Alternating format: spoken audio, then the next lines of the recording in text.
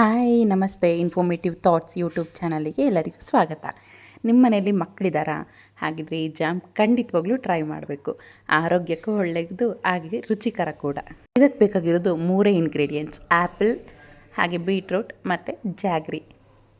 ಮೊದಲನೇದಾಗಿ ಆ್ಯಪಲ್ ಮತ್ತು ಬೀಟ್ರೂಟ್ನ ವಾಶ್ ಮಾಡಿ ಚಿಕ್ಕ ಚಿಕ್ಕದಾಗಿ ಕಟ್ ಮಾಡಬೇಕಾಗತ್ತೆ.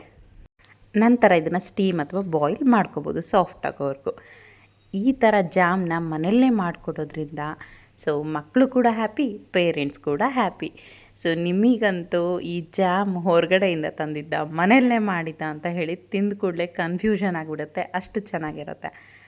ಈಗ ಬನ್ನಿ, ನಾನು ಸ್ಟವ್ ಆನ್ ಮಾಡಿ ಅದಕ್ಕೆ ಸ್ಟವ್ ಆನ್ ಮಾಡಿ ಒಂದು ಬೌಲಲ್ಲಿ ನೀರು ಹಾಕಿ ಇದೆರಡನ್ನೂ ಚೆನ್ನಾಗಿ ಸಾಫ್ಟ್ ಆಗೋವರೆಗೂ ಕುಕ್ ಮಾಡ್ಕೋತಾ ಇದ್ದೀನಿ.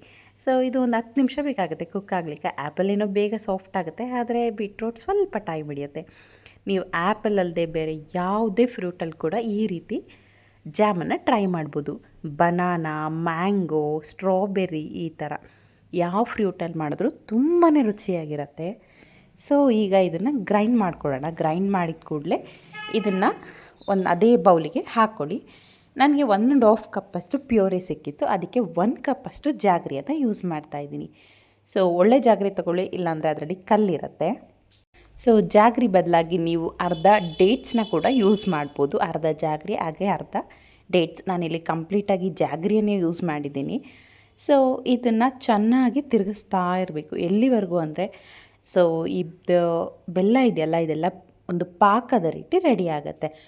ಜಾಮ್ ಕನ್ಸಿಸ್ಟೆನ್ಸಿಗೆ ನಿಧಾನವಾಗಿ ಟರ್ನ್ ಆಗ್ತಾ ಹೋಗುತ್ತೆ. ನೋಡಿ, ಇದು ಆಲ್ಮೋಸ್ಟ್ ಒಂದು 10 ನಿಮಿಷ ಹಿಡಿಯುವಂಥ ಪ್ರೋಸೆಸ್ ಅಷ್ಟೇ. ತುಂಬ ಸಿಂಪಲ್, ಮನೆಯಲ್ಲೇ ಮಾಡ್ಕೋಬಹುದು. ಇದನ್ನು ಆಗಾಗ ಮಾಡಿ ಕೊಡೋದು ತುಂಬ ಒಳ್ಳೆಯದು. ತಿಂಗಳಗಟ್ಟಲೆ ಸ್ಟೋರ್ ಮಾಡೋದಕ್ಕಿಂತ ನೀವು ಚಟ್ನಿ ಇದೆಲ್ಲ ಮಾಡ್ತಿರ್ತೀರಲ್ಲ, ಅದೇ ರೀತಿ ಮಾಡ್ಕೋಬೋದು. ನೋಡಿ, ಈ ಥರ ಎಳೆದಾಗ ಇಲ್ಲಿ ಲೈನ್ ಹಾಗೆ ಇರಬೇಕು, ಅದು ಹೊಂದ್ಕೋಬಾರ್ದು. ಹಾಗಿದ್ದಾಗ ಇದು ಕನ್ಸಿಸ್ಟೆನ್ಸಿ ಸರಿ ಇದೆ ಅಂತ ಹೇಳಿ. ಇನ್ನೊಂದು ಟೆಕ್ನಿಕ್ ಕೂಡ ಟ್ರೈ ಮಾಡ್ಬೋದು. ಈ ಜಾಮು ಇಷ್ಟೊತ್ತಾದಮೇಲೆ ನೋಡಿ, ಇದು ಆಲ್ಮೋಸ್ಟ್ ನಿಮಗೆ ಕಾಣಿಸ್ತಾ ಇರೋ ಕನ್ಸಿಸ್ಟೆನ್ಸಿ ಬಂದಮೇಲೆ ಒಂದು ಪ್ಲೇಟಿಗೆ ಹಾಕಿ ಕೂಡ ಚೆಕ್ ಮಾಡ್ಬೋದು ಇದನ್ನು.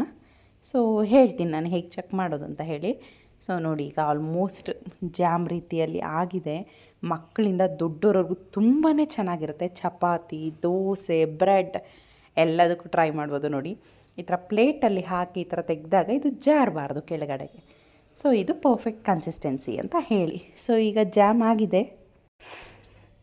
ಈ ಜಾಮ್ ಚೆನ್ನಾಗಿ ಆಗಿದೆ ಅಂತ ಹೇಳಿ ನಿಮ್ಗೊಂದು ಕನ್ಸಿಸ್ಟೆನ್ಸಿ ಎಲ್ಲ ಕರೆಕ್ಟಾಗಿ ಗೊತ್ತಾದ ಮೇಲೆ ಇದಕ್ಕೆ ಲೆಮನ್ ಜ್ಯೂಸ್ 1/2 ಸ್ಪೂನಷ್ಟು ಹಾಕೋತಾ ಇದ್ದೀನಿ.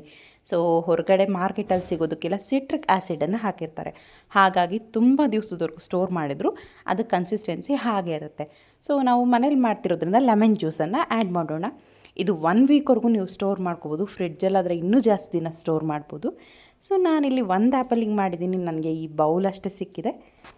ಇದಾಗಿತ್ತು ಇವತ್ತಿನ ವಿಡಿಯೋ. ಲೈಕ್ ಮಾಡಿ, ಸಬ್ಸ್ಕ್ರೈಬ್ ಮಾಡಿ, ಹಾಗೆ ಶೇರ್ ಮಾಡಿ. Thanks for watching.